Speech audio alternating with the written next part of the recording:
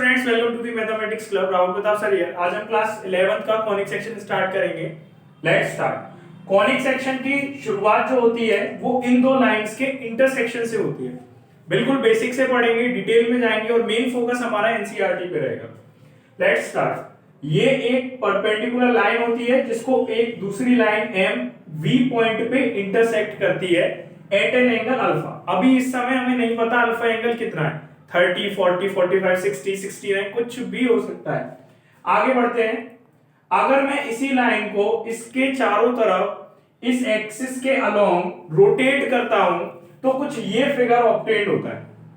ठीक है, इस फिगर में ये जो आपका जहां पे इंटरसेक्शन हो रहा था जिसको हम V से रिप्रेजेंट कर रहे थे इसको बोलते हैं वर्टेक्स। और ये जो जनरेट होके फिगर आया है इसमें आपको दिख रहा होगा इसमें दो कोण बने और ये जो दो फिगर आ रहे हैं ये क्या है, कोन्स है। आपको मैं अलग से बना के दिखा देता हूं। आपने 10th क्लास में कोनिकल स्ट्रक्चर पढ़ा हुआ है, उससे रिलेटेड फॉर्मूले पढ़े हुए हैं। ठीक है, ये जो कोण आया है ये डबल कोण आया है। ऊपर वाले को अपर लैप और नीचे वाले को लोअर लैप बोलते हैं। नेक्स्ट जो चीज आपको पता होनी चाहिए, जिस एक्सिस के अबाउट आपने इसको रोटेट किया है उसको एक्सिस बोलते हैं, और ये जो लाइन है जिसको हमने रोटेट किया है उसको बोलते हैं जनरेटर। ठीक है, अब यहां से हमें अगर हम इस कोण को किसी प्लेन से कट करते हैं, फॉर एन एग्जांपल आप बचपन में खेलते हुए मिट्टी का ढेर बनाते हैं बच्चे ऊपर से बालू डाल के, तो ये कोण बन जाती है। इसको हाथ से यूं करके काटो तो ये ऊपर का सेक्शन कट जाता है, और अगर आप ऊपर से इसको देखो तो गोल फिगर आता है। गोल क्यों आता है? क्योंकि हम इसको नीचे वाले सरफेस के पैरेलल कट कर रहे होते हैं इसलिए। लेकिन अगर आप इसको इसके पैरेलल ना कट करके थोड़ा सा इंक्लाइंड पे कट करो तो कुछ ऐसा फिगर आएगा, फ्रस्टम टाइप। सेम यहां पे हम करने वाले हैं। एक प्लेन लेंगे, प्लेन को आप कंसीडर कर सकते हैं एक प्लेट ले ली हमने स्टील की, एक शीट टाइप, और उससे इसको डिफरेंट डिफरेंट एंगल्स पे कट करेंगे और different different figures cross section हमको ऑब्टेन होंगे। फॉर एग्जांपल ये आपको फिगर दिख रहा है, इसमें ये जो है ये हमारा प्लेन है जो हमारे अपर नेप को बीटा एंगल पे इंटरसेक्ट कर रहा है। किस एंगल पे इंटरसेक्ट कर रहा है? बीटा एंगल पे। ठीक है, ये बीटा एंगल पे प्लेन हमारे कोण को इंटरसेक्ट कर रहा है और इसी बीटा एंगल के इंटरसेक्शन से डिफरेंट डिफरेंट फिगर्स हमको ऑब्टेन होने वाले हैं। आपके सिलेबस में जो फिगर्स हैं वो सबसे पहला है सर्कल, फिर इसके बाद है पैराबोला, और पैराबोला के बाद है आपका इलिप्स एंड देन हाइपरबोला। हम एक एक करके सारे फिगर्स पढ़ेंगे। ये कितने एंगल पे प्लेन कट करेगा, तब सर्कल मिलेगा, कब पैराबोला मिलेगा, कब इलिप्स मिलेगा, कब हाइपरबोला मिलेगा, अभी देखते हैं। जब तक वीडियो पॉज कर लो। तो ये डिफरेंट टाइप्स के फिगर्स ऑब्टेन होते हैं जब हमारा प्लेन जो है वो हमारे अपर नेप को वर्टेक्स से ऊपर, अभी जो मैं इंटरसेक्शन बताऊंगा आपका, ये जो प्लेन कट कर रहा है, आप इन चारों फिगर्स में देखोगे ये प्लेन जो है वो वर्टेक्स से ऊपर हमारे अपर कोण को कट कर रहा है। चारों केसेस में पहला केस जो है उसमें अल्फा और बीटा, अल्फा किसके बीच में एंगल है? जनरेटर और एक्सिस के बीच में। ये तो एक्सिस हो गई जिसके अबाउट हमने अपनी लाइन को घुमाया था, और जो लाइन घूमी थी उसको हमने क्या बोला था? जनरेटर। ये आपको याद रखना, ये बेसिक है, वैसे इनका एज सच कोई यूज नहीं है, बट आप बड़े लेवल पे जाके इसको जब पढ़ोगे बीएससी लेवल पे या इंजीनियरिंग लेवल पे, तो आपको इसका यूज समझने आएगा। तो एक्सिस और जनरेटर के बीच का एंगल अल्फा है, और जिस एंगल पे प्लेन हमारे एक्सिस को कट कर रहा है वो बीटा है। तो जब हमारा बीटा 90 डिग्री होगा तो जो फिगर ऑब्टेन होगा वो बनेगा सर्कल। ये जो ऑब्टेन हो रहा है फिगर, ये क्या है? Complete circle. अब अगर हमारा बीटा अल्फा से 90 डिग्री के बीच में, किससे? अल्फा से। अल्फा कौन सा एंगल है? एक्सिस और जनरेटर के बीच का। एक्सिस और किसके बीच का बच्चों? जनरेटर के बीच के एंगल को हम क्या बोल रहे हैं? अल्फा। अब आप अगर यहां पे देखो तो जो बीटा है वो एक तो वर्टेक्स से ऊपर कट कर रहा है। इन चारों फिगर्स में बस ये ध्यान देने वाली बात है, जो हम आपका प्लेन है वो आपके अपर नेप को वर्टेक्स से ऊपर कट कर रहा है। अगर वर्टेक्स पे कट करेगा तो क्या एंगल्स या क्या क्रॉस सेक्शन बनेगा वो मैं अभी आपको बताऊंगा। तो इस पर्टिकुलर फिगर में जो आपका बीटा है वो अल्फा और 90 के बीच में है। अल्फा और 90 के बीच में तो जो फिगर जनरेट होगा वो होगा इलिप्स। ठीक है, आगे बढ़ते हैं।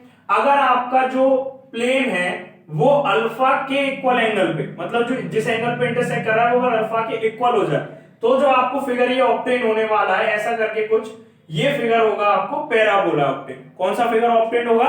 पैराबोला। थोड़ा आगे बढ़ते हैं, ये जो पर्टिकुलर टाइप का फिगर होता है ये आपके अपर और लोअर दोनों नेप को इंटरसेक्ट कर रहा है। और ये कौन सा केस होता है? जब आपका जो बीटा हो वो अल्फा से छोटा हो जाए। बीटा जो हो वो अल्फा से क्या हो जाए? छोटा हो जाए, लेकिन जीरो से बड़ा होगा। ये एक पर्टिकुलर केस है जिसमें अपर नेप और लोअर नेप दोनों ही इंटरसेक्ट हो रहे हैं और कुछ ऐसे दो फिगर आपको एक साथ मिल रहे हैं, कुछ ऐसे करके। इसी पर्टिकुलर फिगर को हम बोलते हैं हाइपरबोला। क्या बोलते हैं? हाइपरबोला। मैं इनको अभी जैसे जैसे हम पर्टिकुलर एक्सरसाइज करते चलेंगे वैसे इनके बारे में और डिटेल में डिस्कस करते हुए चलेंगे। जैसे सबसे पहले हम पढ़ेंगे सर्कल। चलो सर्कल स्टार्ट करते हैं। सर्कल की डेफिनेशन समझो पहले। A circle is the set of all points in a plane। Set जो होता है ना, मैंने एक वीडियो डाल रखी है 11th की पीडीएफ में, उसको देख लेना। सेट क्या होता है? कलेक्शंस को सेट बोलते हैं, एक पर्टिकुलर टाइप के कलेक्शन को हम सेट बोलते हैं, हर कलेक्शन को सेट नहीं बोलते। तो यहाँ पे जो ये बोलना चाह रहा है ना, सेट ऑफ ऑल पॉइंट, उन सारे पॉइंट का कलेक्शन है एक तरीके से इन अ प्लेन, एक उस प्लेन के अंदर। जैसे ये प्लेन है, मान लो ये बोर्ड जो है वो हर डायरेक्शन में बढ़ता जाए तो हम इसको क्या बोलेंगे? प्लेन बोलेंगे। तो प्लेन के अंदर उन सारे पॉइंट का सेट जो कि किसी एक फिक्स्ड पॉइंट से, जो कि एक फिक्स्ड पॉइंट से इक्वल डिस्टेंस पे हो। फॉर एग्जांपल मैं आपको बताता हूं, मान लो ये दो पॉइंट है, तीन पॉइंट है मान लो, और ये कोई ऐसा पॉइंट है जिससे इन तीनों की डिस्टेंस जो है वो सेम है, यहां से भी, यहां से भी और यहां से भी। मान लो ये पॉइंट P1 है, ये P2 है और ये है पॉइंट P3। ठीक है, इसकी भी डिस्टेंस इस पॉइंट से आर है, इसकी भी आर है, इसकी भी आर है, और मान लो ऐसे यहाँ पे 1000-2000 पॉइंट और है। और इन सारे पॉइंट को अगर मैं कलेक्ट कर लूं, कलेक्ट मतलब एक साथ जोड़ लूं, तो जो मुझे फिगर मिलने वाला है वो फिगर क्या होगा? सर्कल। तो यहां से सर्कल की डेफिनेशन आपके दिमाग में बैठ गई होगी कि उन सारे पॉइंट का कलेक्शन जिनकी किसी एक पर्टिकुलर पॉइंट से दूरी क्या हो? इक्वल हो। जैसे इस P1 की दूरी यहां से R है, जिसको आप रेडियस बोलते हो, आपने बचपन में सर्कल देखा है। और ये मान लो P2 है, P2 की भी दूरी यहां से क्या है? R। P3 की भी R है, और यहाँ पे इनडेफ मतलब ये समझ ले इनफाइनाइट पॉइंट्स होंगे।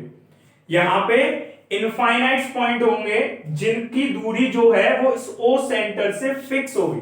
और अगर मैं इन सबका कलेक्शन कर लूं तो इन सबके कलेक्शन को मैं क्या बोलूंगा? सर्कल। इसके फिक्स्ड पॉइंट को, जिससे इन सारे पॉइंट्स की दूरी क्या है? सेम है, उस फिक्स्ड पॉइंट को हम क्या कहते हैं? Centre of the circle. The distance from the center to a point is called the radius of the circle। क्या बोला है? The distance from the center, center से दूरी कहां तक की? पॉइंट तक की। अब वो पॉइंट कोई सा भी हो सकता है, कोई स्पेसिफिक पॉइंट नहीं है, बस बोल। जैसे ये P1 है, यहाँ पे मान लो कोई और है P डैश पॉइंट है, तो P1 से इसकी दूरी क्या कहलाएगी? रेडियस कहलाएगी। क्या कहलाएगी? रेडियस। सिमिलरली P डैश से भी इसकी दूरी क्या कहलाएगी? रेडियस। P2 से भी इसकी दूरी क्या कहलाएगी? रेडियस कहलाएगी। तो सेंटर से लेके उस पर्टिकुलर पॉइंट तक की, और वो पॉइंट सर्कल का कोई सा भी पॉइंट हो सकता है, उसको क्या बोलेंगे हम? Radius of the circle. ठीक है, तो आपको सर्कल आप एक नए तरीके से समझने आ गया होगा। बचपन में हम क्या पढ़ते थे? सीधे क्या पढ़ते थे? जो गोल फिगर होता है उसको क्या बोलते हैं? सर्कल बोलते हैं। बट अब आपसे अगर कोई पूछेगा तो आप क्या बोलोगे? Circle is the set of all point, उन सारे पॉइंट्स का सेट जिन सारे पॉइंट्स की किसी एक पर्टिकुलर पॉइंट से दूरी सेम हो। जैसे P1 की इससे R है, P2 की भी R है, P3 की भी R है, ऐसे इसके बगल में इतने सारे पॉइंट होंगे जिन सबकी दूरी O से क्या होगी? सेम होगी। जितनी इससे है P2 से उतनी ही उन पॉइंट से होगी, और इन सारे कलेक्शन, इन सारे पॉइंट्स के कलेक्शन से क्या बन गया?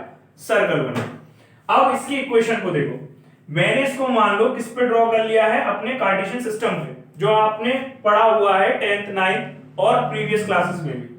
ये ओरिजिन हो गया हमारा, ये एक्स एक्सिस हो गई, ये वाई एक्सिस हो गई।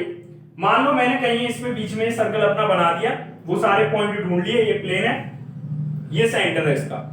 अब मान लो ये कोई पर्टिकुलर पॉइंट है P, इसकी यहां तक से दूरी ये मान लो x, और इसकी यहां तक से दूरी जो है वो मान लो y। इस पॉइंट के कोऑर्डिनेट आपको निकालने आते हैं। यहां से लेके यहां तक की दूरी को x पे देखते हैं और इस दूरी को y पे, और इनको लिखते कैसे? पहला एब्सिसा कहलाता है, दूसरा पॉइंट ऑर्डिनेट कहलाता है। तो ये P पॉइंट के कोऑर्डिनेट्स हैं, x, y।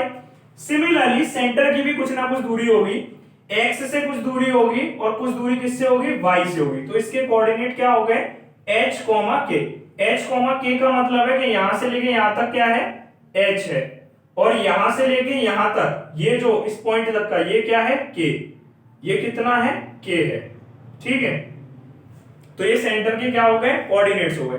अब मैंने जो इसका डेफिनेशन बताई थी उसमें मैंने क्या बोला था कि इसके सारे पॉइंट्स की जो डिस्टेंस है वो सेंटर से सेम है, तो डिस्टेंस जो देगी वो ही इस पाथ की क्या देगी, इक्वेशन देगी, सर्कल की इक्वेशन।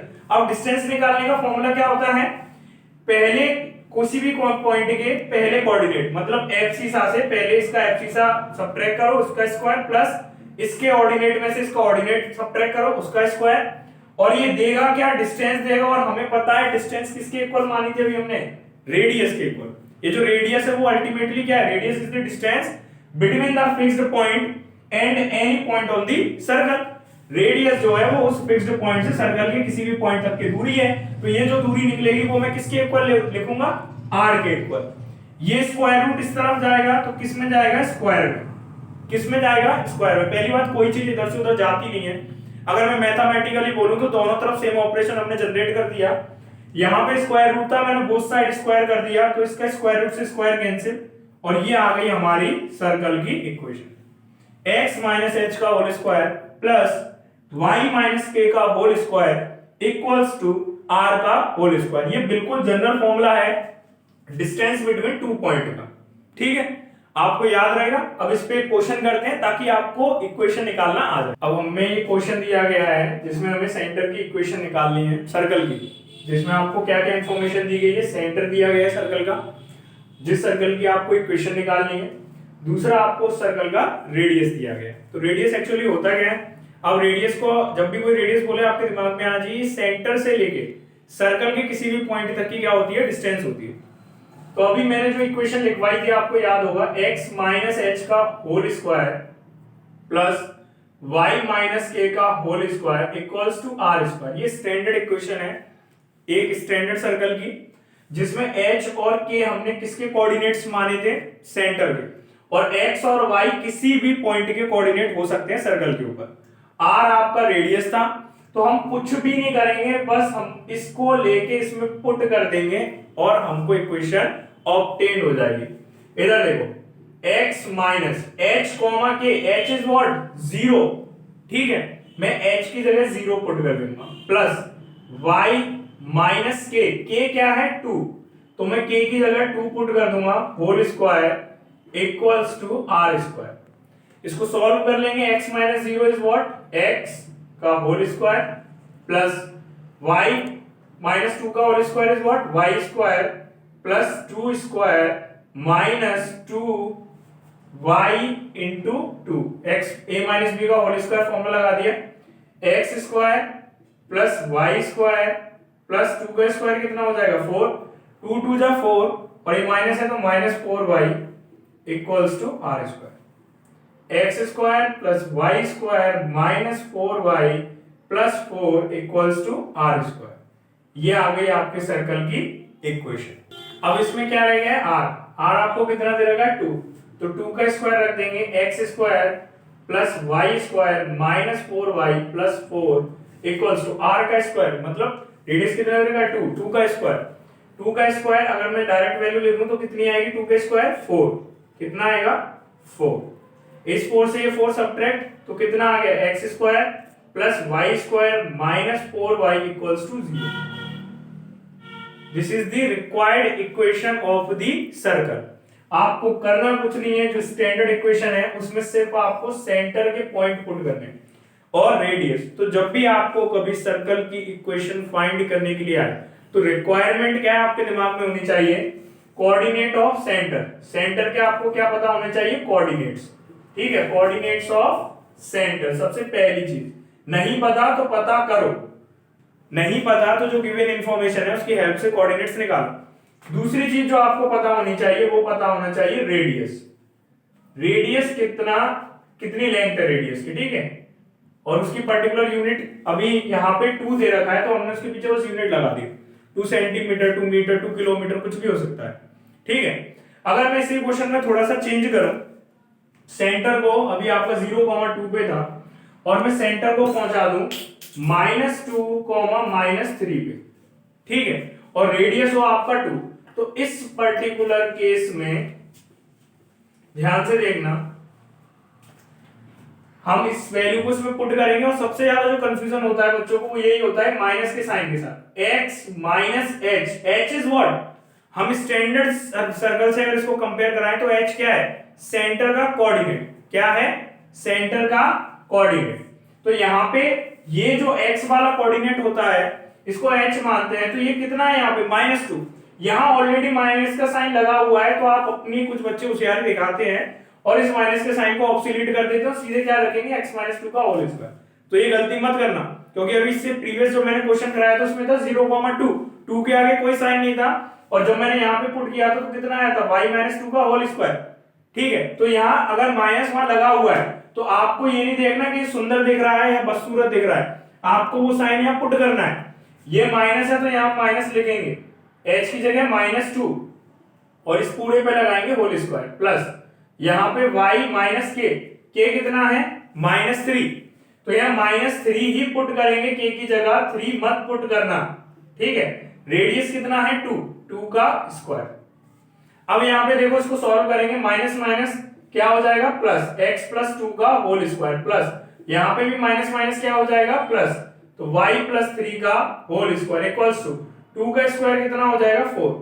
ये आ गई आपकी इक्वेशन। इसको आप चाहो तो फर्दर सॉल्व कर सकते हो और वहां से एक स्टैंडर्ड इक्वेशन फाइंड कर सकते हो। जैसे अगर मैं इसको अगर फर्दर सॉल्व करूं तो x प्लस 2 का होल स्क्वायर कैसे सॉल्व होगा, a square plus b square plus 2ab, 2 into 2 into x, मैं डायरेक्ट लिख रहा हूं 4x। सिमिलरली इसको सॉल्व करूं तो a स्क्वायर y का स्क्वायर कितना हो जाएगा y स्क्वायर, सेकंड टर्म का स्क्वायर कितना हो जाएगा 9, प्लस इन दोनों का 2ab, 2 into y into 3 equals to 6y equals to 4, x square plus y square plus 4x plus 6y, 9 और 4 को ऐड करेंगे कितना हो जाएगा 13 इक्वल्स टू 4, ठीक है। इसको इस तरफ ले आएंगे, 4 अगर इधर आएगा तो 13 में से क्या होगा माइनस, इधर की तरफ इक्वल, और 13 में से 4 गया तो कितना बचा 9। तो आपकी इक्वेशन हो जाएगी standard x square plus y square plus 4x plus 6y plus 9 equals to 0। आज के लिए इतना ही। कल जो नेक्स्ट सेशन आएगा आपका उसमें हम सर्कल के स्टैंडर्ड क्वेश्चंस को देखेंगे जो मैक्सिमम टाइम आपको एग्जाम में देखने को मिलते हैं। Thank you so much.